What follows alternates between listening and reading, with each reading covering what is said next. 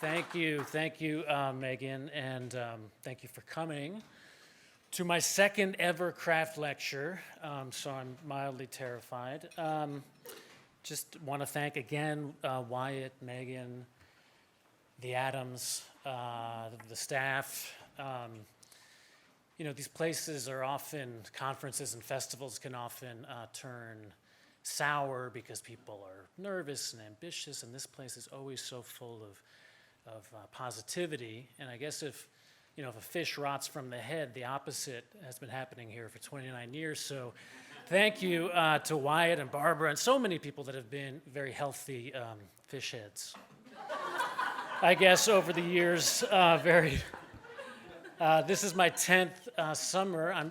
There's a reverse Dorian Gray happening on the back wall there. There's a picture of me at 29, I think, when I first came here in 2003 with Romulus Linney, and every time I come here, it enriches me and sustains me for the year. And for many years, I'm often very conscious of the fact that I'm going to read a new play here, and this is the audience that I'm going to read for. And now for the second year, this is the audience that I'm writing a craft lecture for. So thank you. So this is I'm calling this Unspeakable, Speech on Stage. A lifetime ago, I stood in a mansion beside an old poet as he sat in a chair like a throne. You know the place. We were waiting for the dinner gong. Writers were drinking wine. He was a formidable, forbidding figure in most ways. We dined near each other along the interminable communal table many times that month, but I hadn't yet found the courage. Maybe it was the wine, but I said, "You teach at that school. I went to this. You teach at this school. I went to this school. Maybe you know this writer I know." He fixed me in a sidelong squint. "Quit bugging me, man." I was speechless. The supreme playwright might well have written awkward pause or even a Pinteresque silence in the script of our minuscule drama. The unspeakable reared its head and yawned. I exited the mansion without dinner, pursued by my shame. What makes a play play? Other ways of writing tell stories of struggle and change like prose, are stirring and linguistically pleasurable like poetry. Ask any actor, ask Hamlet, what makes a play playable is playing the speech. And not a speech necessarily, more of that soon, but words as they are spoken, fractured and failing, yet always striving, if not flailing, towards the mouth's translation of the heart's tongue. When we write speech, we write behavior, for what we say is arguably the most conspicuous thing we do. And what we do as playwrights is fashion words for a myopic medium. Film and television, theater's well-compensated cousins, can communicate via close-ups on screens as big as houses, or discreet like decks of cards that we press into our faces in bed at night, every twitch and flicker of mind transparent. On stage, even the most charismatic actor stands 3 hands high, or peanut-sized, depending on what we've paid for our seats. We see a play mainly with our ears. To write a play is to write down literally what's said. Writing what is done is at best presumptuous and often in the worst ways, cinematic. Acting notes tend to insult. Parenthetically describing characters' inner lives is uncouth, if not verboten. Entrances and exits, kissing and killing, these are exceptions. Stage directions are written modestly and with some regret. I used to write stories. Maybe one day I will try again. At some point I grew tired of description. Writing, and I confess, reading it. I wanted my stories to happen. And in playwriting, I found a form that required, no, demanded the barest essentials: who we are, where we are, when we are, how we get here, and how we will go. When I write well, I feel hysterically half-blind. Of course, I see the words on the page, but not really. I don't stage in my mind, except vaguely, as if in shapes and movement, because the theater is a practical magic. Words must reach the back of the balcony where the face becomes a blur. So we must listen. It's a cliche of our craft. We imagine that we are taking our characters' dictation. The better we know them, then the clearer we will hear them. We find ourselves by turns delighted and disturbed, that is, entertained, by what they say, what they have to say, and do when they must do. Conversation isn't dialogue. of course, it's a beginning. It's a beginner's exercise to transcribe a meal with friends. Assuredly, as performance, it will bore. Even if your meal has been extraordinary, a breakup or a seduction, enacting the transcription will provide a scene that's redundant and malformed, by turns inchoate and elaborate. Speech on stage is compressed and precise. Each line, each phrase, and sometimes word means something new, subtle or dramatic increments of plot or characterizations or theme, and in that order of efficacy, usually conveyed without patronizing or outpacing the audience, allowing for laughs and gasps and utterly airless points of apprehension, and all this without shattering the illusion of reality, if it is naturalism, or the reality of the illusion, if something else. What is the audience apprehending exactly? It's hardly ever what's just been said, but the meaning. Something true has transferred with the line. On the line, actors say. But it is resolutely not the line. This unspeakable dimension of well-written speech is commonly and depressingly referred to as subtext. I'm trying to avoid jargon in this lecture for not entirely aesthetic reasons. Subtext, let's get this out of the way, yes, consists of objective and motivation and stakes. But all of these words sound like actuarial terms to me. I'd rather speak of the inarticulate, the unspoken, even the unspeakable. And the unspeakable is easy in life, or easy to recognize. We read it, or try to read it. It's in conversation all the time, because who among us says what we mean? Who really knows what we mean or how to say it? Who can be sure what others mean when they're trying to talk to you? When your doctor says 50-50, he may mean survival rates are really single digit. When your friend sees your play and says, congratulations, she may mean she has despised it. We don't tend to trust people who speak in polished, conclusive sentences and, God forbid, paragraphs. These are salespersons and politicians, clergy and craft lecturers. Conversation is hints and guesses, implications and inference, and almost always improvisation. We don't so much write speech on stage as improvise it, and then we craft it. For this reason, almost every new play is overwritten. Sometimes too much happens, but usually it's talk that bloats and clogs. Too much of anything as you begin is helpful. Every tailor knows it's easier to cut cloth than to adhere it. And we're aiming for a close and stylish fit, but there is an art to cutting. I spend a lot of time redacting, like an erasure poem. Revised speech will differ drastically from its first utterance. Because I'm naturally cautious, I like to bracket first by hand, then strike through, then delete. But by decluttering my speech of the words that don't need to be spoken, that cannot be spoken, I may loose, as it were, a living speech. Actors in rehearsal often help a new play along with, can I cut this line and simply do it? If I step from line A to line C or leap even to D or F without those intermediate and preparatory words, will the speech make sense still? Will it make more sense? Will the speech, that is, will I, the actor, come alive? Living speech infused with the unspeakable is naturalistic. Neither expressive nor impressive naturalism is the illusion of life, and it's still the style of the popular, unpretentious play. But even naturalistic plays provide moments of clarity in which characters say exactly what they mean. If these words are earned, fomented in crisis, and issued with surprise, then the audience may feel that they have been pierced by truth.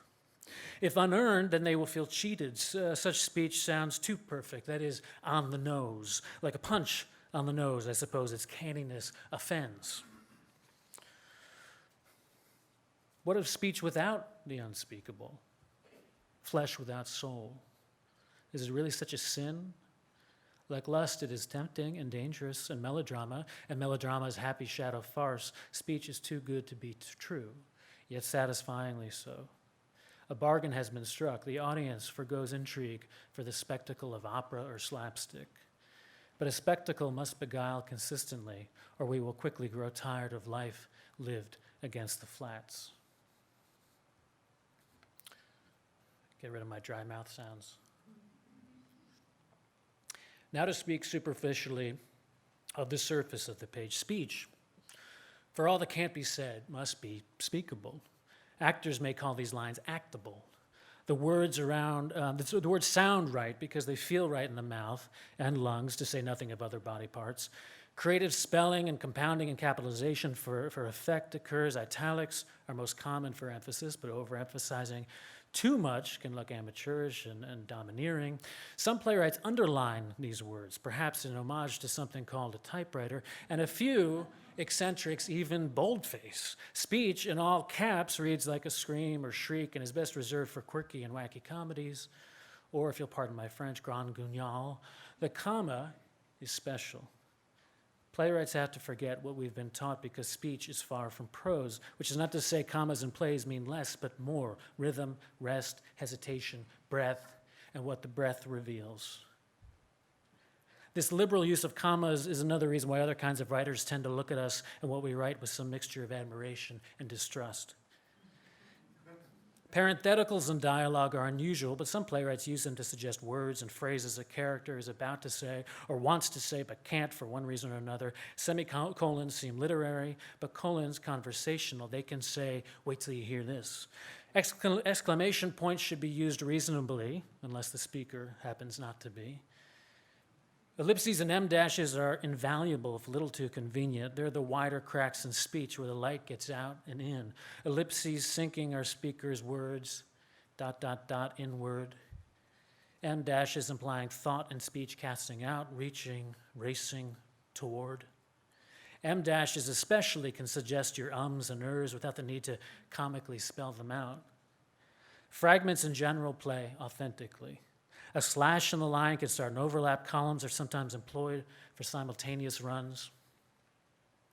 A paragraph break in speech can denote a beat, which is, of course, not necessarily the same as paragraphing in prose. Most playwrights simply embed a beat or pause or silence like rivets in the fabric of the text. A beat isn't always a pause. Characters may sustain a shift in understanding or desire without taking the time to reflect. And noteworthy pauses and silences are usually anything but. The discord will vibrate right through it. Some poor souls like me try to write their plays in verse. I haven't always done this, but I do it now for selfish reasons. For the clarity it gives me, the superstition of syllables, the compression, and the precision. The unspeakable ironies insinuated almost invisibly with the stroke of a line break. I don't care if an audience calls it poetry. Many more playwrights set down their speech in a kind of free verse so that patterns on the page inflect all kinds of intangibles, rhythms and styles of playing, supple fluctuations of character and story. There's no reason other than difficulty why a poetic or heightened or stylized speech cannot be actable. Actors and directors and producers and playwriting teachers like to look for a lot of white on the page, because words and fragments surrounded by negative space promise to play quickly, often thrillingly, and speech packed into inky blocks is almost always hard to perform and even harder to sit through. And it's true that audiences like talk that plays like tennis, at least at first, because volleys can grow vacuous and occasionally a dense play is terrific. These rare scripts may look impenetrable on the page, but in their playing, their speech is porous, riven with tantalizing gaps, allowing actor and audience alike electrifying glimpses of the inarticulate. There are tricks to the surface of the page, of course. Comedy has its catchphrases. If you are new to playwriting, you will find yourself acquiring an acquisitive ear, dining alone in restaurants, eavesdropping without remorse, straining casual conversation for our finer catchphrases, the verbal tells that give everybody away. The grosser of these mannerisms captured on the page and reproduced on stage can elicit recognition. Yes, I know who that is. The man of a certain age who invariably responds, that's right. The woman of a certain age fond of euphemistically cutting the umbilical cord. Many years ago while teaching, I first noticed how often I would preface the explication of some so-called principle of craft with the phrase, there's a way in which... Clearly, I was wanting to avoid responsibility for what is, after all, only taste and bias. These artifacts of speech will locate your characters in history, region, culture. I avoid writing in what is commonly called dialect, phonetically rendered for the perhaps obvious reason that I don't want to reduce my characters to caricature or worse.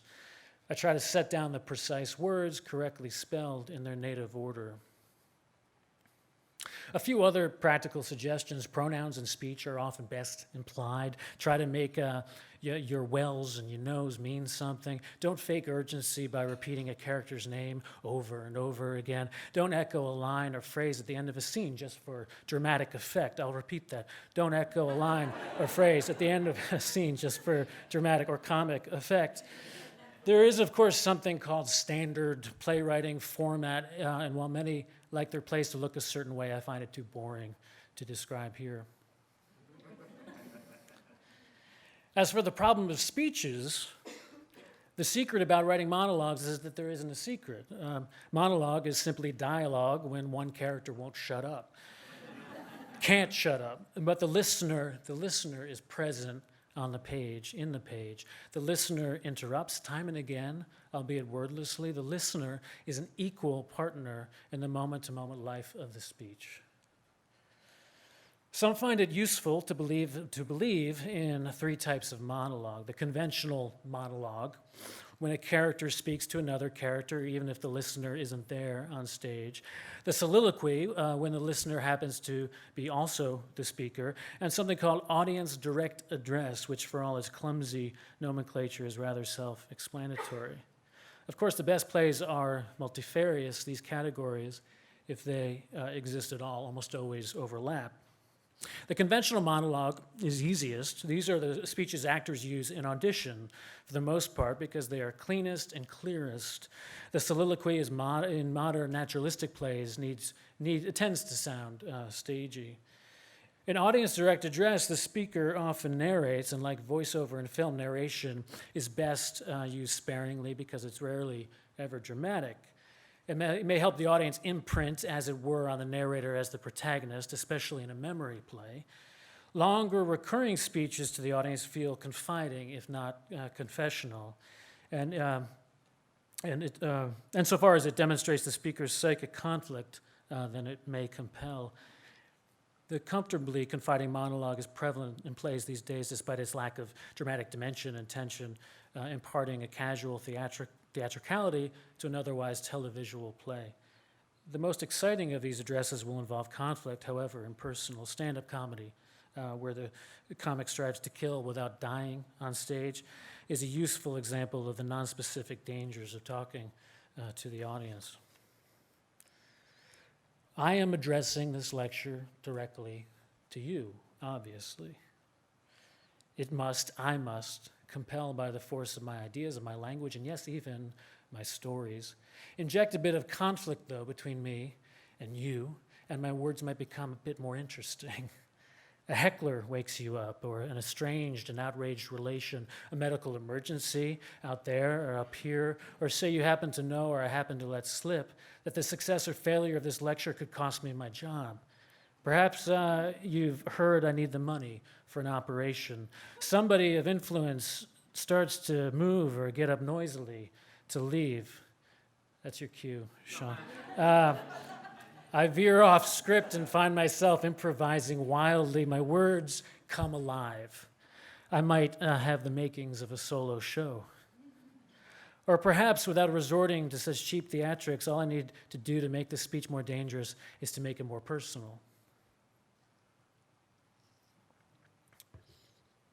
In the middle of writing this lecture, I underwent a procedure.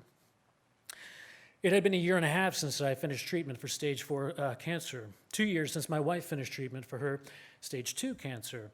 I laid in my paper gown and turquoise hospital socks with the curtains rolled tight around me, listening to the other patients in the prep room behind their curtains, talking with their nurses. So many things said struck my ears vividly. Quote, I'm from White Plains, above the Bronx. I used to take the BQE to White Castle. I like jogging across the Brooklyn Bridge. Quote, my wife's named Nadine. I told her, no, you go to an eatery. Note, eatery. Don't wait here. Then another quote. Hello, I'm Mr. Meeks. Gloria is just my friend. I don't have family left here in LA.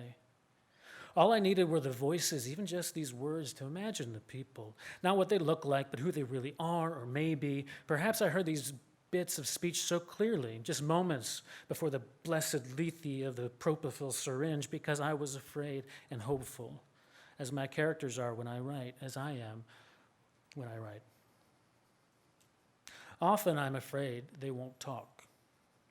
The best plays I've written, or the plays I've most enjoyed writing, have needed little or no cajoling. These voices came unbidden in whispers that grew insistently into a companionship of months or years.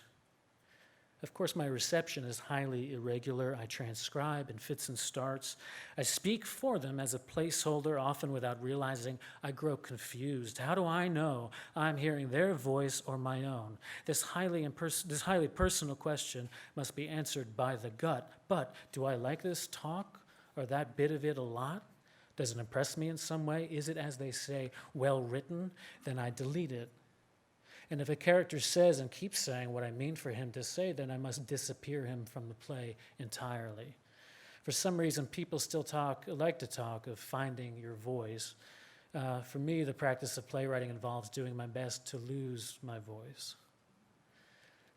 My characters sound like me, I know. I don't think that can really be avoided. If not the way I speak, then the way I may think and feel. But we contain multitudes after all, even if they are kindred. As a boy, I was spooked by the story of the prophet Samuel, the seer. Though perhaps he should have been called a listener, for as a boy of 11 or 12, he heard God's small, still voice in the still of the night calling his name. Samuel resisted for a time. When he answered, "Here I am," his story could begin. Of course, if you're really hearing voices, then you might be schizophrenic. But many of us have heard a voice or two in our time while wide awake. My one-time mentor, Charles Mee, was a writer and editor of historical nonfiction when, in middle age, sitting in the audience with his daughters at a theater as the house lights dimmed, he heard a voice, both in his head and out, "This is the real life." Quotes. He quit his job and started writing plays. The voice I heard was also both in my head and out. I was a few months free of college and anguishing alone in a narrow rented room in Cork City in Ireland, above the bloody-mouthed drunks and dirty gulls and black swans along the emerald-churning River Lee, pining for home for the young woman I'd eventually marry, even for the family that abused me. I suddenly heard, quote, "Why do you ignore the doors?" The voice was male and female, and neither, ageless. I have tried to pass through every door since, especially when I don't know what I may find on the other side. During my 9 months of cancer treatment, I did not, somewhat to my dismay, hear a voice.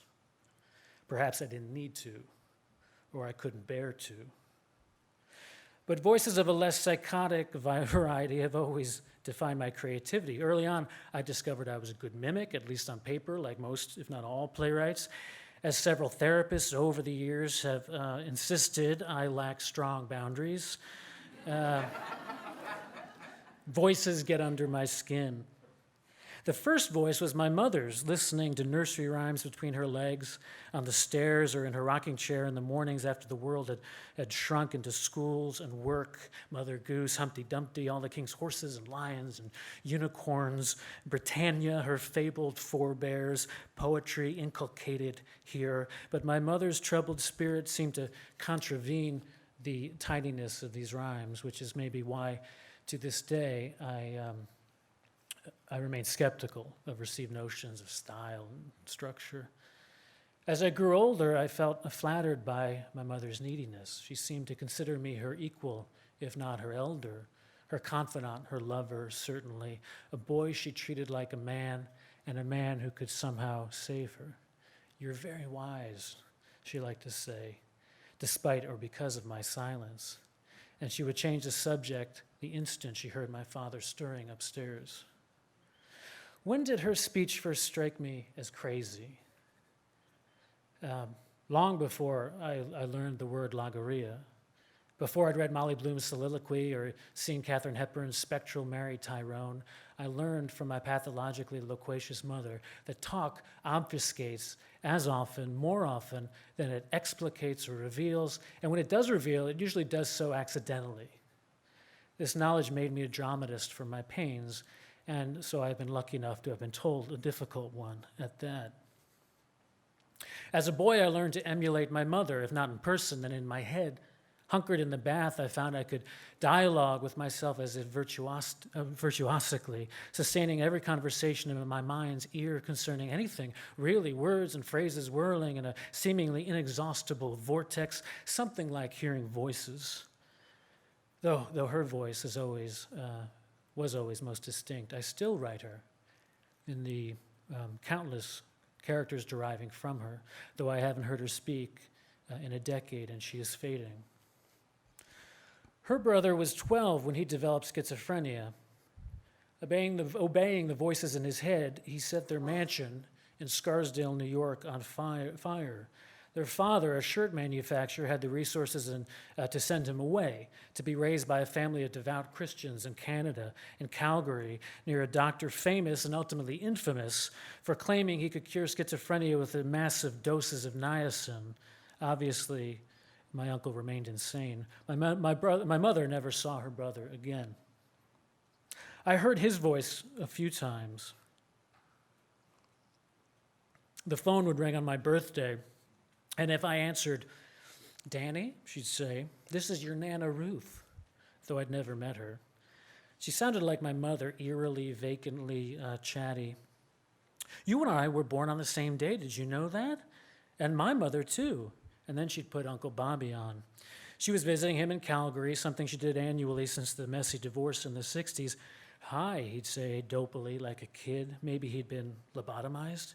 "Do you like baseball?" And I'd have to admit that, yes, I did like baseball. I hoped to one day play for the Mets. But by then, he would have hung up. When I was young and feeling myself capable of poems like a Oracle at Delphi or young Dylan, Thomas, or Bob, I love them both, I'd wonder if these words came to me the way voices might tell a schizophrenic to set his family's house on fire. My labile mind of flame, I felt elated, powerful. The God spoke through my mortal mouth and told me things I knew without knowing. The other world and the subconscious were synonymous, I surmised then. My mother must have been terrified. My hypochondria, my undiagnosed obsessive-compulsive disorder, bordered on the delusional. Those weeks, one summer, when every tag in my clothes drove me nuts. My panicked fear of alien abduction in the fall of my first year of high school. There are times I still wonder about my sanity, especially when I'm writing well. I've spent close to a decade writing about, and in a peculiar way with, the war reporter Paul Watson. I now consider him a friend. As he stood amid an angry mob in the streets of Mogadishu in 1993, readying to take a photograph of a fallen and desecrated U.S. Army Ranger, a photograph that would win him the Pulitzer Prize and alter the course of American history for a generation, he heard the voice of the dead man speak, both in his head and out, "If you do this, I will own you forever." He took the picture, of course. I, too, have felt haunted by this soldier. I've never heard his voice, but I have felt his presence just over my shoulder as I wrote at my desk or at performances of my play about him and Paul. I don't know how the ghost, if he exists, feels about what I've written. He may be angry. Speaking, as others, has always been an ambivalent endeavor, but his voice is secondary. I took on Paul's voice when I took on Paul's story. As Paul is owned by the trauma he witnessed and experienced, so I am owned, that is changed, by Paul's trauma. Several years ago, I went through a period of susceptibility to psychics. I was and remain as interested in their charlatanism and delusion as I am in the possibility of any supernatural talents. Spiritualists are, at their very best, theatrical, which I found to be true in the case of my Hollywood psychic, who actually lives in Burbank and claims to have been raised in bleakest Appalachia. He is flamboyant, his hair a frosty caramel, his accent corn-prone. He is deliverance meets Liberace. And he describes himself that way, so that's, I should have a footnote for that. I know it's a ready alibi, but I find him most sympathetic when he describes the voices he hears, voices of the dead or of angels, of his spirit guide Spencer, as imperfectly heard. He is better or worse at hearing these voices from moment to moment, from day to day. He needs rest, calm, focus. He must take care of his instrument. He is an artist. For there is a whiff of the occult about what we do, and believe it or not, I resist it. That way lies not so much madness as solipsism. If you, gotta hold it closer, I think I need reading glasses, anybody? If you cede too much control to your voices, whoever or whatever they are, they may lead you astray, that is, away from life. Like elemental spirits that can be tricksters. But I find even the psychological explanation compelling. Emotions suppressed will find strange and startling voice. As a boy, I was fascinated by a few paragraphs in my family's Encyclopedia Britannica about the Fox sisters of Western New York, who one night in 1848 heard rapping or knocking sounds breaking out in the walls and along the bare boards of their shack of an unhappy home. Soon they were conversing with the spirit of a murdered peddler buried in their cellar. It took me many years in writing a play about them to realize why their haunting haunted me.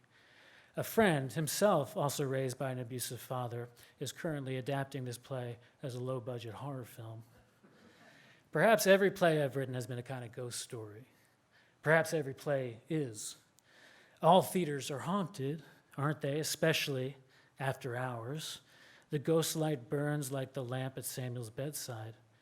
Late night in the theater's empty house, we wait to hear our names called. Which is to say that my theater is not haunted only. When the play is playing, when the actors speak the speech, our ghosts come back to life. A resurrectional space for brief and calamitous life, the theater rings with the full range of our voice. Since cancer, during this tentative recovery, I don't listen as closely for ghosts. I no longer wish to write about what's dead. I no longer wish to write about what's dead and gone. I would like to write my way, if I'm able, into the present, into a future. I want to hear life. The voices I hear most clearly the voice I hear most clearly these days is my daughter's, who I am astonished to be able to stand before you and tell you is almost 5 years old. I find myself longing to conserve, as it were, what she says and how she says it, and whatever she may mean, the sound and the meaning, what is unspeakably beautiful in her to me. Would that we could hear all voices in this way.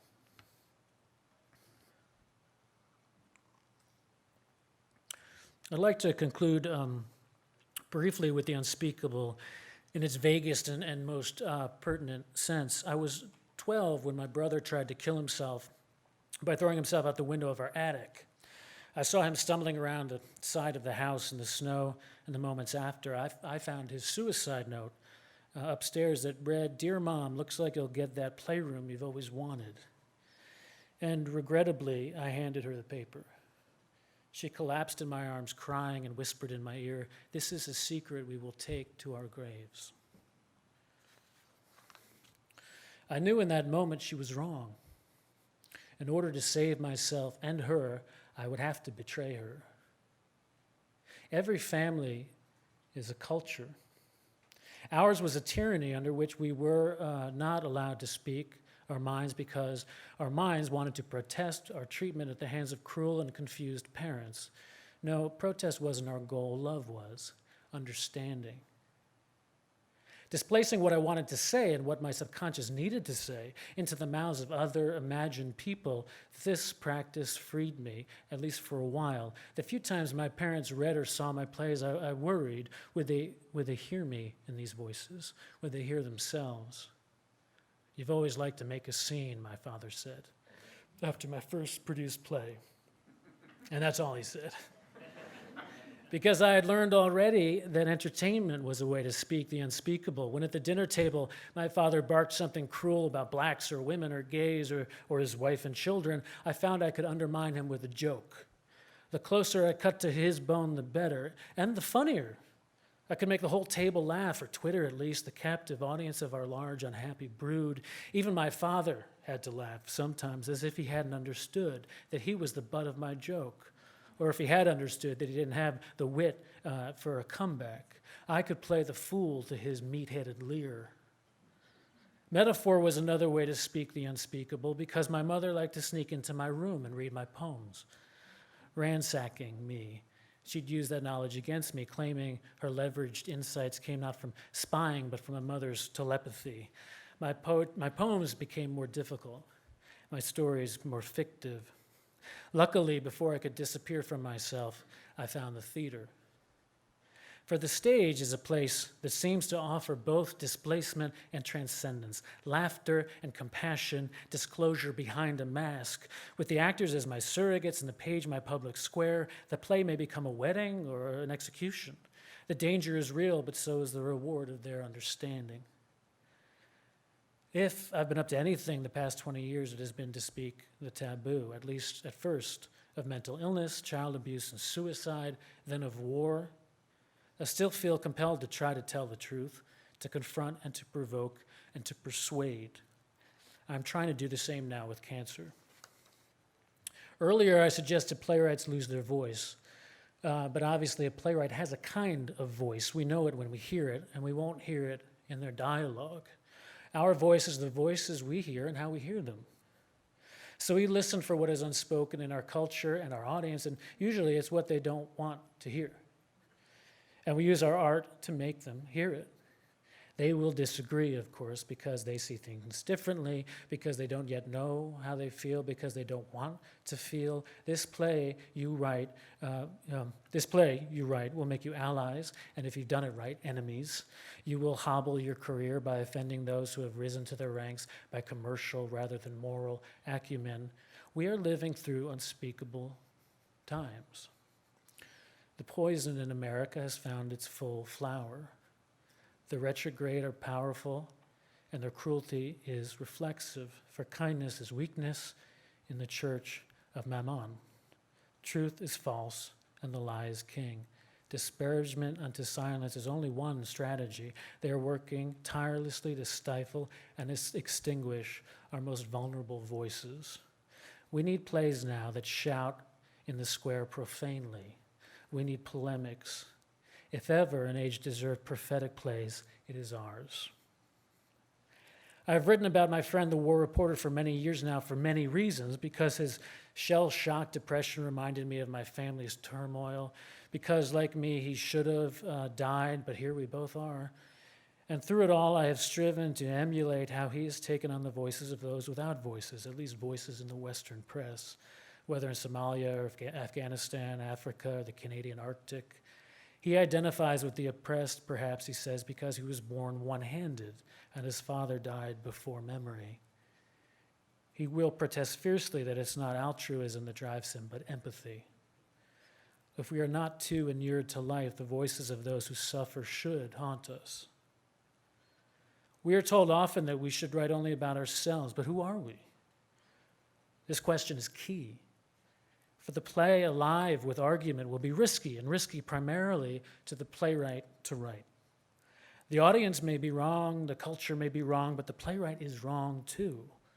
Plays that find ways to dramatize the unspeakable in the playwright will be personally political.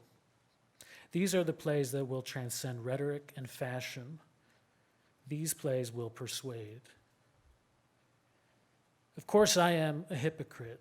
There are many things, so many things, I cannot write about yet. Unspeakable orphaning and widowing, unspeakable weakness and illness and need, unspeakable prejudices, bargains, animosities, appetites, hope, and unspeakable gratitude. And what of the virtues of keeping quiet?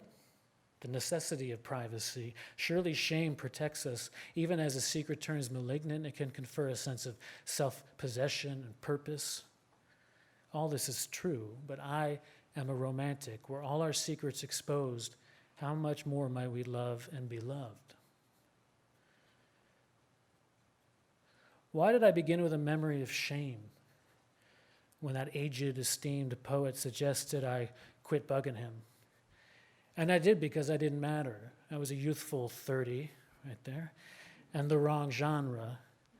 I was just a bug bothering him, and I am still stung.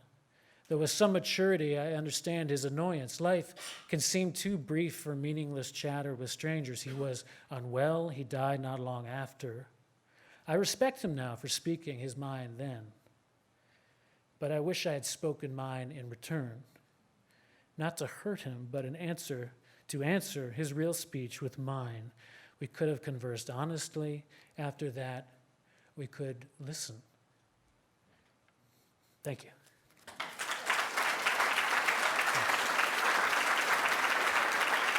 Thank you.